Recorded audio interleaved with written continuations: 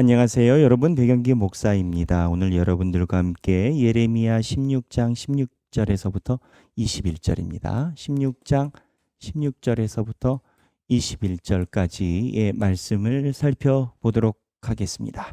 자, 오늘은 하나님께서 이스라엘 백성들을 지적하시고 그리고 예레미야가 하나님의 관점을 따라서 민족을 대신해서 기도하는 듯한 형식을 가지고 있습니다. 그래서 핵심이 뭐냐? 하나님의 지적입니다. 여호와의 지적입니다.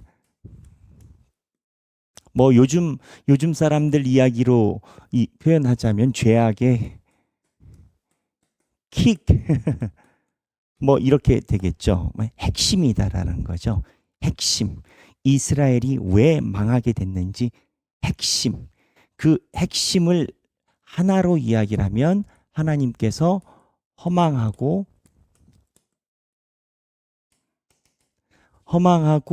거짓되고 무익한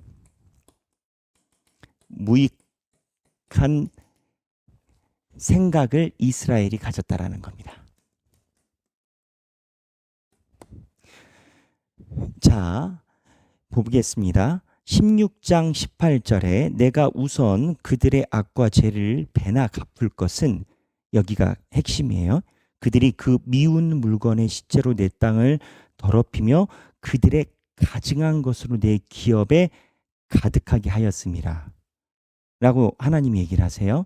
그랬더니 예레미야가 받아서 하나님께 어떻게 보면 복명복창처럼 다시 이야기를 하는데, 이거를 이제 하나님의 마음을 알아서 예레미야가 이스라엘 백성의 마음으로 이 죄악을 다시 한번 포인트를 짚는 건데, 19절에 하반부에 우리 조상들의 계승한 바는 허망하고 거짓되고 무익한 것뿐이니라. 사람이 어찌 신 아닌 것을 자신의 신으로 삼겠나이까 하리이다. 그 예레미야가 비판하면서 회개를 하는 건 거죠. 대신해서 저희가 보자고 하는 것은, 제가 누차 얘기를 드리지만 핵심을 보자라는 거죠. 자신의 신. 사람이 어찌 신 아닌 것을 자신의 신. 우상인 거죠. 우상이 되었다. 자, 그러면 우리가 예레미야에서 지속적으로 나오지만 한 번 더 살펴보려고 합니다. 그게 뭐냐? 여기서 이야기를 하는 허망하고 거짓되고 무익한 것이 어떠한 것을 이야기를 하느냐라는 겁니다. 우리가 알아야 되는 전제가 있습니다. 첫째, 이스라엘 백성들은 하나님께 계속 예배를 드렸습니다. 예배만 드린 게 아니라 헌금도 잘했고요. 봉헌도 잘했고, 주일 성수 같은 것도 본인들 생각에 했다라고 생각을 합니다. 이 핵심은 본인들의 자인식에는 하나님을 잘 섬겼다라는 거예요. 근데 본인들이 하나님을 잘 섬겼다라고 생각하는 것에 본인들만의 근거가 있어야 될 거 아니겠습니까? 그 근거가 뭐냐? 부모 때부터 내려오던 신앙의 스타일인 겁니다. 분위기인 건 거예요. 어려서부터 이걸 배워온 건 거예요. 그렇게 자라난 건 거예요. 그러면 부모 때부터 내려온, 자, 여기 보면 19절에 우리 조상들의 계승한 바는 이라라고 예레미야가 표현하잖아요. 그러니까 조상들의 계승한 바는 허망하고 거짓되고 무익한 것이니까 아버지 때부터 계승해가지고 내려오던 신앙의 스타일인 건 거예요. 그렇다면 이 신앙의 스타일이 어떤 것을 이야기를 하느냐? 왕조표를 볼게요. 히스기야 이후부터 망할 때까지의 왕조만 요약해 놓은 겁니다. 예레미야가 나타난 게, 여기 보면 히스기야는 하나님께 칭찬을 받은 왕이죠. 남유다에 하나님께 칭찬을 받은 왕을 칠하면 두 명을 뽑습니다. 히스기야하고 요시야를 뽑아요. 근데 이제 히스기야하고 요시야의 차이가 있어요. 히스기야는 하나님을 의지해서 사내립 18만 5천 명, 이사야 때, 그렇죠?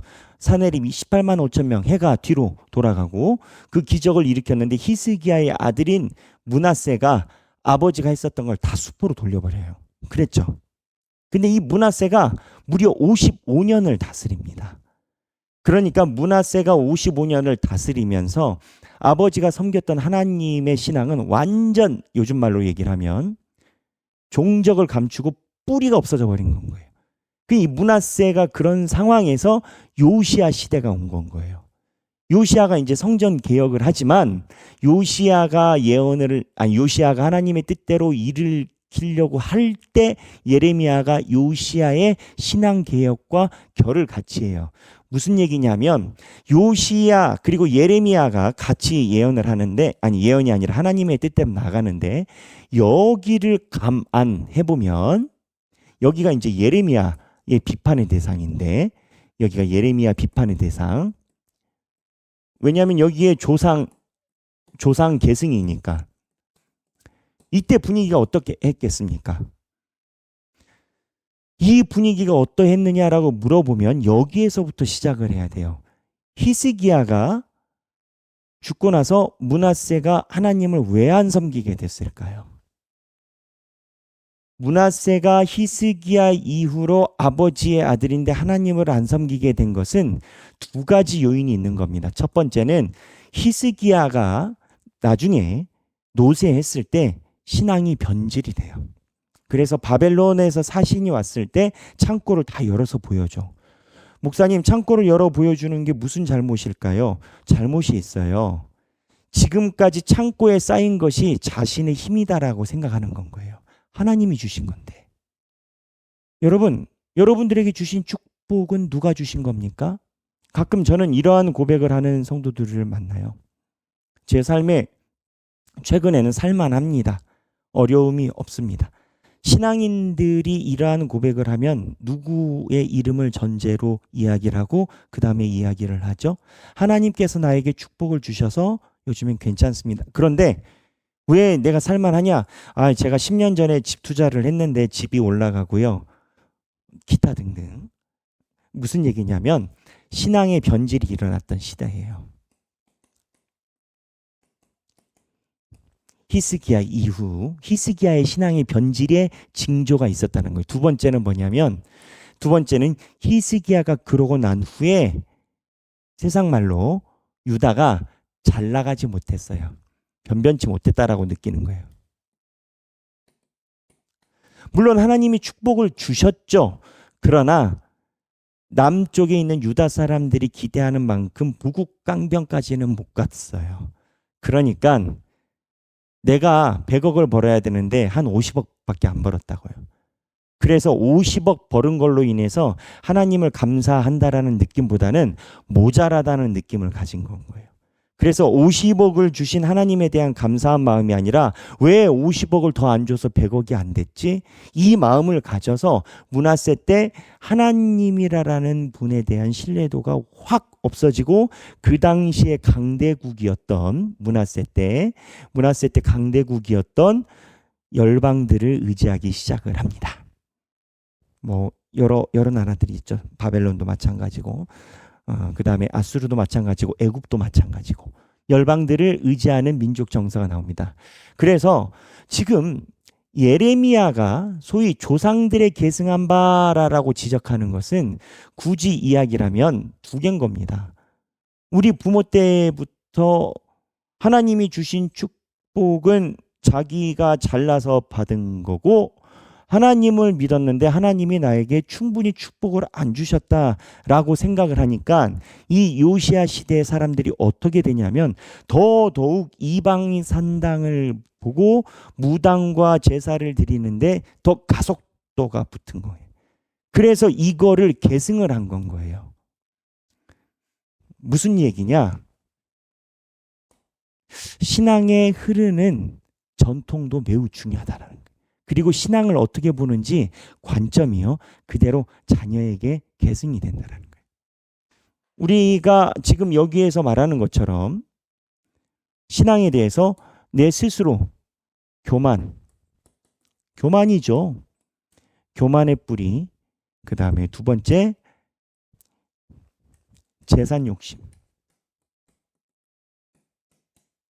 이 두 가지가 병합이 됐을 때 그때 바로 이 변질이 일어난 겁니다.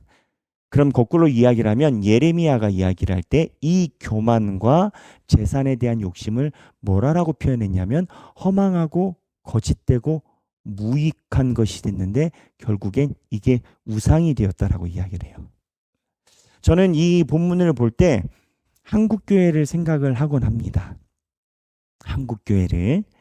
한국교회 제가 지난번에 말씀드린 것처럼 어쩌면 부흥기 이후의 2세대로 볼 수가 있고 초기부터 얘기를 하면 한국교회가 3세대, 4세대 정도로 가요. 근데 우리가 과연 선조들, 우리 부모님 시대 때 뜨거웠던 신앙만 계승이 된 것일까? 아니면 우리 부모님 시대 때 하나님께 받은 축복이 가면 집안의 자랑으로 교회로 걸려있는 분위기 속에서 오히려 더 약간 모자라지만 야, 교회는 적당히 믿고 적당히 하고 빠지지 마. 제일 많이 나오는 게 교회 빠지지 마. 그리고 세상도 살아야 돼. 라는 신앙의 흐름이 있는가 한번 생각해 볼 필요가 있어요.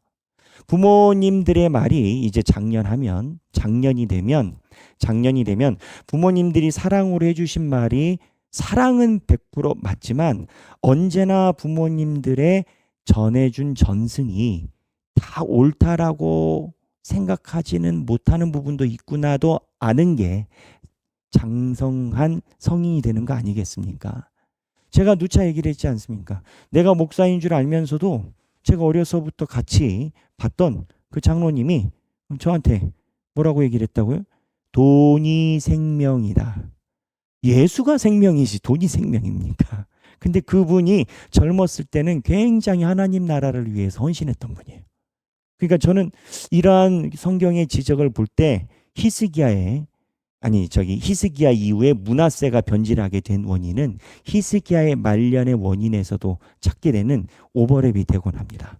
오늘 생각하기 이러한 변질에 대해서 우리가 보고 이게 허망하고 거짓되고 무익된 거라고 예레미야가 지적한 걸 봤는데 우리의 신앙의 순수함을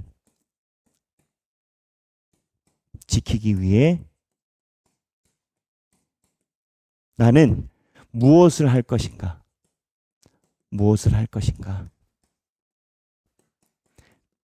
새해 초가 되면 사람마다 다 다짐하는 게 있어요. 꼭 송구영신 예배 끝나고 신년이 되면 사람마다 다짐합니다. 어떤 사람은 내가 성경을 읽독해야 되겠다. 어떠한 사람은 내가 기독서적을 10권을 읽어야 되겠다. 어떠한 사람은 내가 꼭 수요 예배, 금요 기도회, 주일 예배, 공예배는 빠지지 말아야겠다. 지금 바야흐로 석 달이 지났습니다. 작심삼일이란 말이 있고 또 노력이 있으면 작심석달도 있는 듯합니다. 내가 하나님을 위해서 순수함을 지키기 위해 이러한 것에 빠지지 않기 위한 나의 계획은 어떠했고 그리고 지금은 그거를 잘 지키고 있는가? 또 만약에 잘 그렇지 않다면 앞으로 어떻게 나가야 되는가? 목장에서 한번 신앙의 순수함을 위한 본인들의 계획을 나눠보시면 좋겠습니다. 오늘 16장 16절에서부터 21절입니다. 성경 꼭 읽어보세요. 읽어보시고 행복한 성경 읽기 되시길 바랍니다. 감사합니다.